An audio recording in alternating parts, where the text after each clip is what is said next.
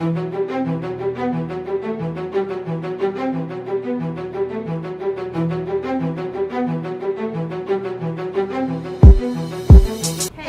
I'm Antonette Crosby. This is a time to chill, and I am sitting here with Alan Robinson, Yes. Mr. Robinson, and we are discussing the new organization Norml. That's Norml, correct? That's correct, Madison Norml. We're not a new organization. Oh. Norml, the national organization, was started in the 1970s by a gentleman by the name of Kevin Stroop. He was an attorney and an activist for marijuana legislation, and he's actually still involved with National Norml today. So Madison Norml is just a chapter of the national organization. Okay, so for all you newcomers out there, we are discussing legalizing marijuana in Madison, correct? That's correct, or statewide. Okay, so how did you get started with the organization Norml? Because it's been around since the 1970s. You don't seem like you're a young guy. Right. So I am a lifetime Madison resident. I went to school here at Madison Memorial, and then off to the United States Navy. Came back after college, and I've been here on and off since. Kind of got involved with Norml about a year ago. how did that come about? Because we're talking about marijuana. So legalization had been happening around the country. Okay. With Colorado having taken Colorado figured out something that I like to think that people in the hood figured out a long time ago, Mm-hmm. right? So like when you're going broke, sell weed. Okay. So that's what Colorado decided to do. And since then they've seen an economic boom for their entire state. And that goes from both their taxes to their tourism to all revenues, and almost all of their industries have ballooned.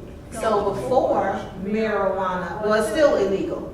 It's still illegal. Federally. It's federally illegal. Federally prohibited, that's correct. So it's under prohibition. Federally. So prohibition, for those who don't know what prohibition means, what does prohibition mean? Prohibition means that it is illegal to possess the substance in any way, shape, or form. But Colorado has figured out a way to do it legally. Well, their state has just decided that they were going to legalize marijuana,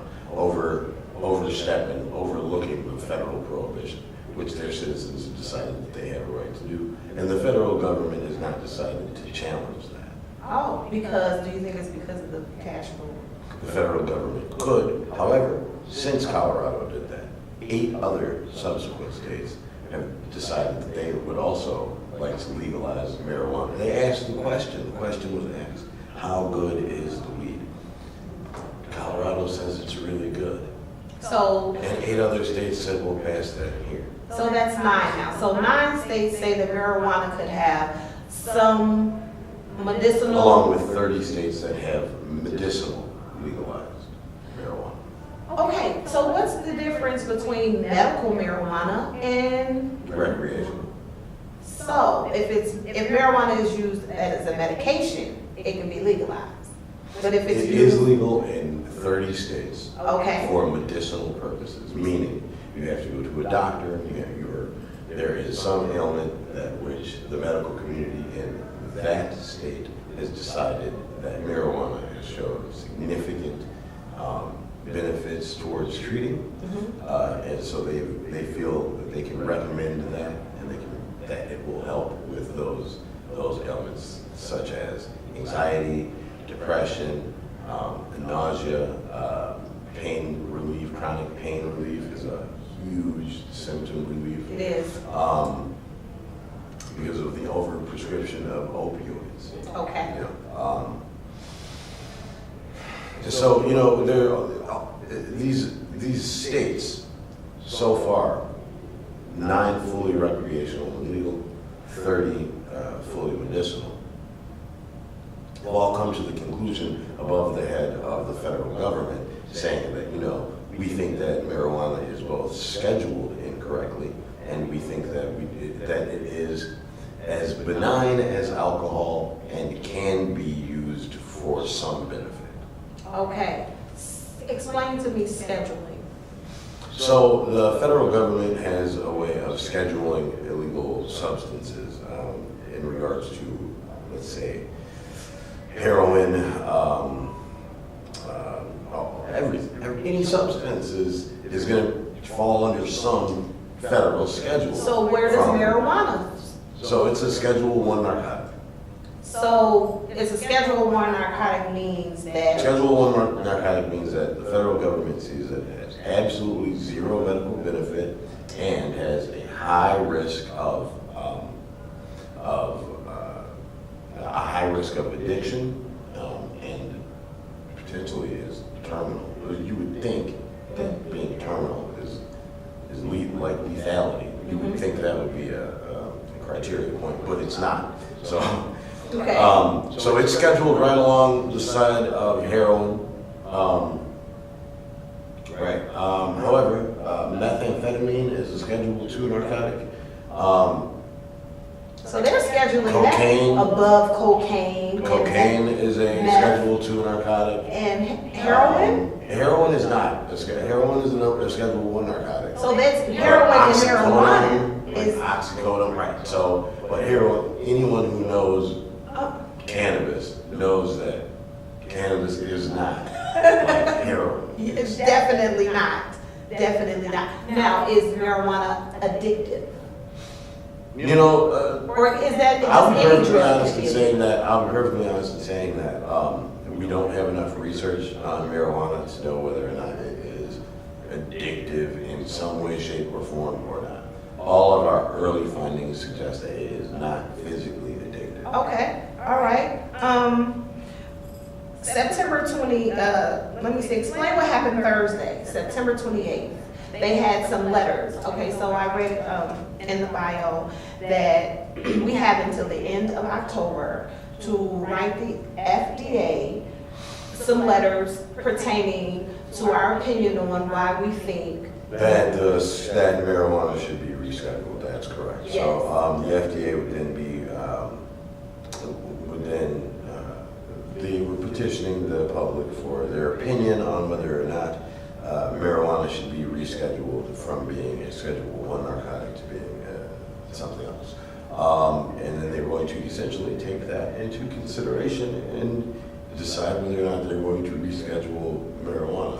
But I think the problem is, and you're going to find this with a lot of bureaucracies, the federal government is simply lagging behind the general public. Okay. And so generally we know that marijuana is not as dangerous as even, say, alcohol. Right.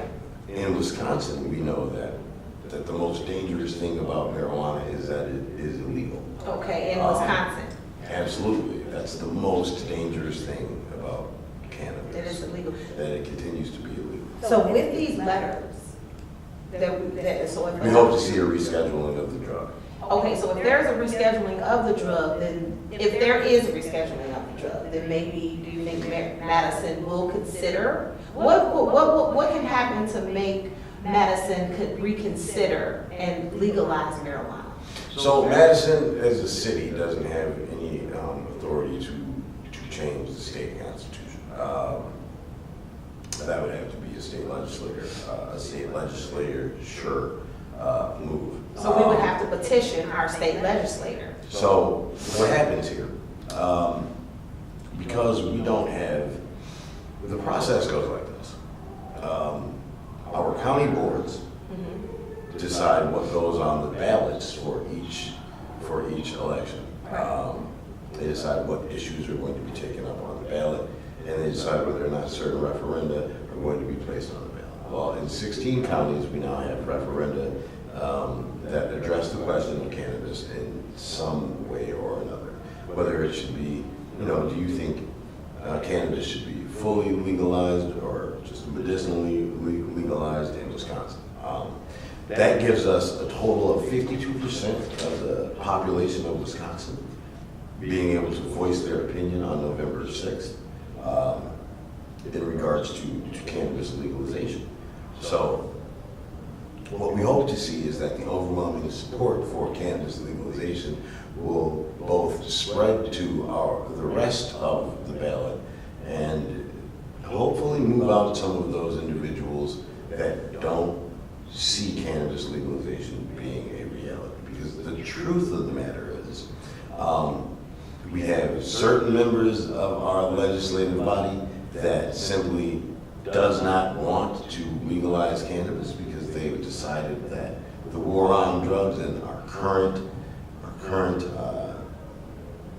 tactics are working, and they're not. We have a rising prison population. We have a boom in opioids, and we have rising opioid deaths. We've seen 67 deaths this year from synthetic substances that have been marked as synthetic marijuana. And, you know, cannabis activists are infuriated by that because we know that both legalization and regulation are the ways to keep people safe, and it's the way to make our economy competitive in a very competitive world economy. That's correct, because do you think that legalizing marijuana would lessen the crime rate? I think that it would lower the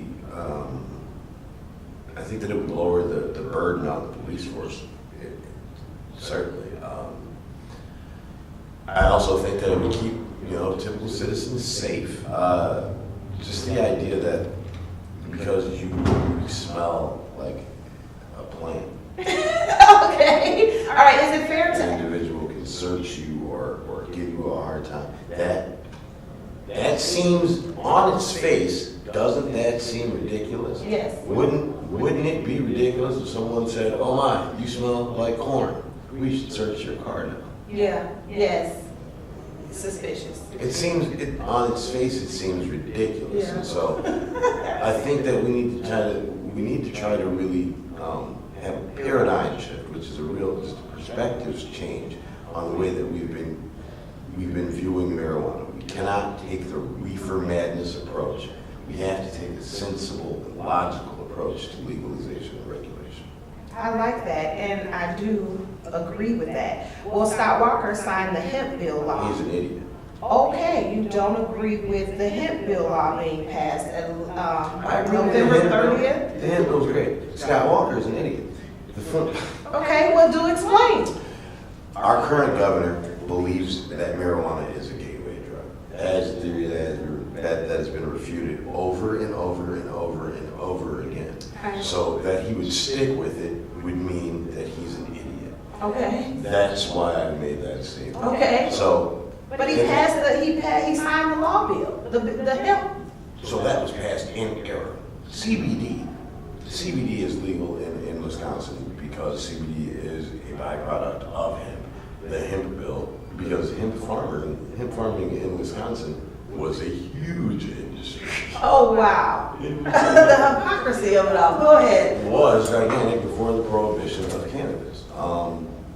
And when that came about, all of the hemp industry went away as well. So it seems as if Wisconsin residents have a very short memory. But the fact of the matter is, our hemp farmers are now being told that they cannot sell their hemp here in Wisconsin because we don't have legalized marijuana.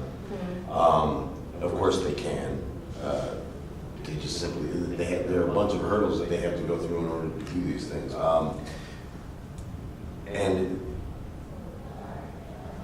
at the end of the day, Scott Walker signed the hemp bill in order to bolster his support with rural Wisconsinites. Okay. Because he wanted to give farmers another economic advantage.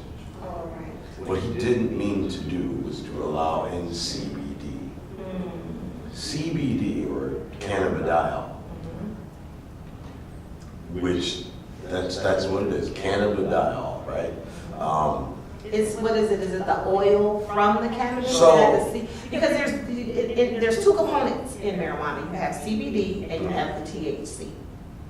Well, there's a lot more compounds in marijuana than just those two. And that's what they push on us, CBD or But here's the THC. thing, right? But here's the thing, so there's a ton of compounds. One of the active ingredients is THC, tetrahydrocannabinol. And right? that's what they want to So that's an legalize. active ingredient. It messes around with your limbic system. Your limbic system is what makes you feel happy, or like it relieves anxiety and stress. It also has vast effects throughout the cannabinoid system. Humans have what's called a cannabinoid system throughout their body. So you have all of these receptors that take on cannabinoids, Okay. right? Cannabidiol, or CBD, is a cannabinoid. So it's one of these kind of little compounds that your body can accept and receive. And since your body has so many receptors for cannabinoids, and cannabidiol seems to be this awesome one that seems to relieve inflammation, and which stops pain and stops the spread of infection, and it does all of these fantastic things for the body, right? We've seen in trials that cannabidiol and CBD actually works much better in conjunction with THC, right? Mm-hmm. So when you put them together, then they work well together. You won't get enough CBD just smoking the joint. You won't get enough THC just Taking the oil or just something. taking a couple of drops of oil. Yeah, you have to. It's a regimen of both. So you want to have a little bit of CBD in your life. You want to have a little bit of oil, and that's gonna like a couple of drops of oil under your tongue in the morning. Help you out, and Help you out health-wise, help you relax, get rid of any smoke a little pain. bit. You can smoke your morning weed. You can smoke your afternoon weed. You can smoke your evening weed. There's different types of weeds. Okay, so, do you partake? I absolutely smoke. You absolutely I indulge? absolutely believe that people should engage in legal recreational use of cannabis. Why? I do not break the law. I advocate for changing it. You don't break the law, you advocate for changing. I love that. 5 seconds. Okay, is there anything else you'd like to? Absolutely. Madison Norml meets every Wednesday. I'm sorry. Absolutely. Madison Norml meets every other Monday at the Wilmar Center in the Williamson Street neighborhood area. And any time? What time? We meet at 7 o'clock. And anybody is welcome to sit in the Absolutely. Also, we are doing a membership drive. Membership donations of $42 will get you a membership, and you'll get discounts at some of the CBD stores, a couple of the head shops around town. We have events that you'll get tickets to and things of that nature. We have a comedy show, a monthly comedy show that we're planning on hosting.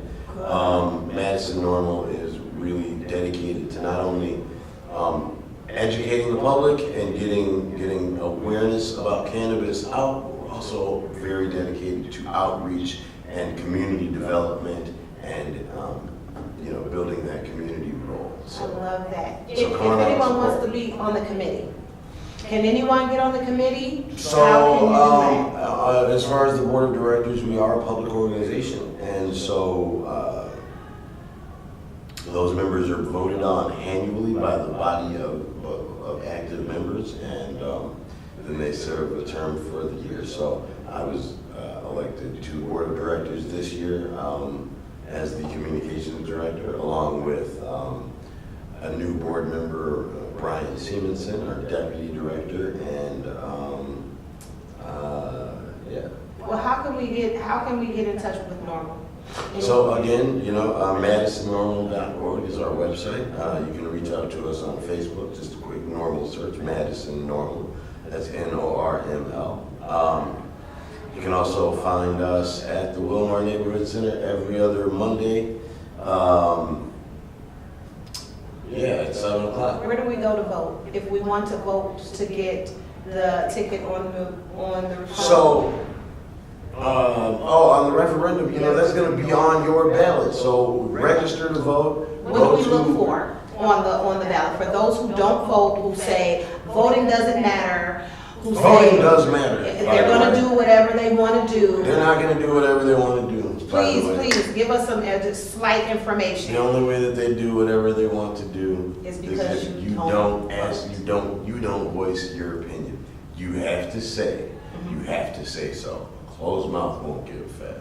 That's right. My grandma used to tell me that all the So time. you have to make sure that you exercise your right to vote. Go to registeryourself.org or registeryourvote.org or just Google search, where do I vote? And then- This is 2018, there's absolutely no excuse. No excuse. Vote. If you want marijuana Early voting is legalized, started. I suggest that you vote, get on the new normal, get to the committees, get to the meetings, and make your presence known. Thank you so much for giving us all this information that Thank we you. probably wouldn't have without your presence. I'm Thank Antonette you. Crosby, and this is A Time to Chill, and we will see you next time.